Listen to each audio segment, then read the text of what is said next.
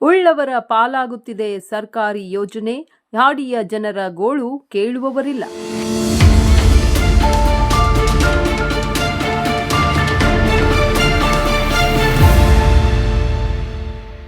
ಮೈಸೂರು ಜಿಲ್ಲೆ ಎಚ್.ಡಿ. ಕೋಟೆ ವಿಧಾನಸಭಾ ಕ್ಷೇತ್ರದಲ್ಲಿ ಅತಿ ಹೆಚ್ಚು ಗಿರಿಜನರ ಹಾಡಿಗಳಿದ್ದು, ಹಾಡಿಯ ಜನರಿಗಾಗಿ ಸರ್ಕಾರ ಅನೇಕ ಯೋಜನೆಗಳನ್ನೇನೋ ರೂಪಿಸಿದೆ.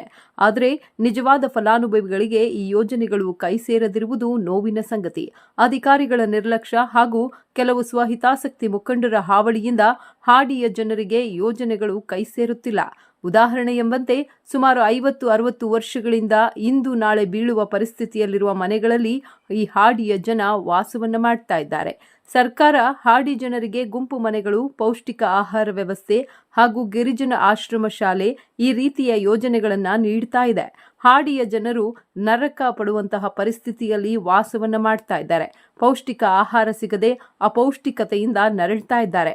ಸರ್ಕಾರ ಏನೇ ಯೋಜನೆಗಳನ್ನು ಕೈಗೊಂಡರೂ ದಲ್ಲಾಳಿಗಳ ಹಾವಳಿ ಹಾಗೂ ಕೆಲವು ಸ್ವಹಿತಾಸಕ್ತಿ ಶಕ್ತಿ ಮುಖಂಡರುಗಳಿಂದ ಹಾಡಿಯ ಜನರಿಗೆ ಯಾವುದೇ ಸೌಲಭ್ಯ ದೊರಕದೆ ಅವರು ವಂಚಿತರಾಗ್ತಾ ಇದ್ದಾರೆ. ಆಮೇಲೆ ಹಕ್ಕುಪತ್ರ ಇಲ್ಲ, ಒಂದು ಮಕ್ಕಳಿಗೆ ವಿದ್ಯಾಭ್ಯಾಸ ಇಲ್ಲ, ಯಾವ ಸೌಲಭ್ಯನೂ ಸರ್ಕಾರ ನಮ್ಮ ಕಣ್ಣೆತ್ತಿ ನೋಡ್ತಾ ಇಲ್ಲ. ನಾವು ಇದೆಲ್ಲ ಹೋರಾಟನೂ ಮಾಡಿವಿ.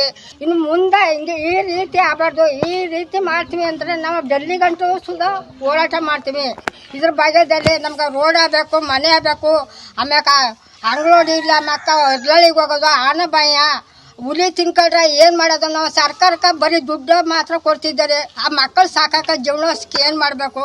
ಈ ಸೌಲಭ್ಯನೆಲ್ಲ ಸರ್ಕಾರದಿಂದ ನಿಮ್ಮನ್ನ ಅನುಮತಿ ಮಾಡಿ ನಾನು ಕೇಳ್ತೇವೆ.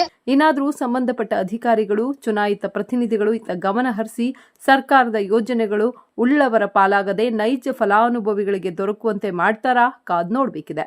ಮಲಾರ ಮಹದೇವಸ್ವಾಮಿ, ಟಿವಿ8 ನ್ಯೂಸ್ ಕನ್ನಡ, ಎಚ್.ಡಿ. ಕೋಟೆ.